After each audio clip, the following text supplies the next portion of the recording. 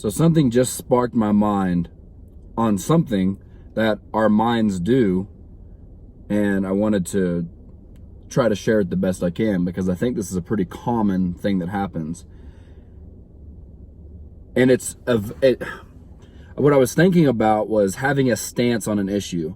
And then being that I'm old enough now where I've had multiple stances and positions that have changed. Like, if you were to come and talk to me when I was 21 years old and ask me if there was a God, I would have tried to get you converted to Christianity. That was my stance at the time. That was my stance based on what I believed. And if you were to ask me today if I believe in a God, well, okay, let's say it in another sense. If you were to ask me when I was 26 if there's a God, my faith would be a little bit shaky. I would probably have given you a lot more spiritual answer. I mean, like, God is the essence of what's inside your fibers that causes you to move forward in love. You know what I mean? It would be a lot more universal.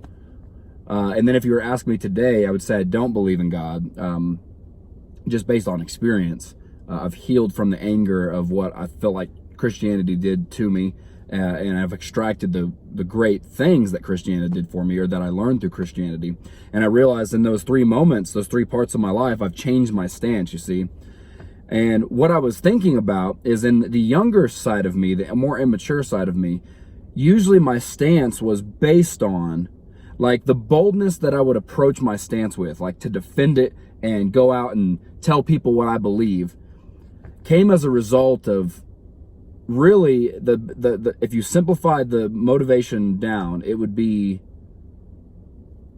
something self-righteous. Something, it would be because what I'm standing up for in some way makes me feel like I'm a better person, that I'm better than you, or I'm better than, I feel like all my life I was trying to be better than my dad and my sister and my brother, not because they're bad people. Like, it's not like I just have this animosity in me. I just grew up and just said I want to be better than them.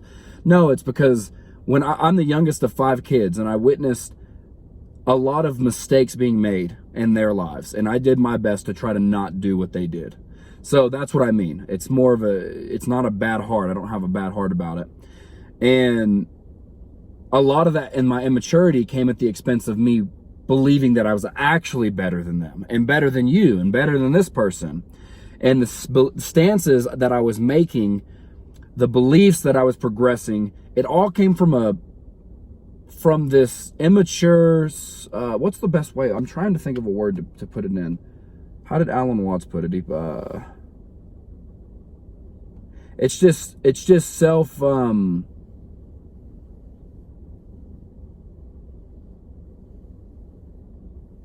you're promoting yourself.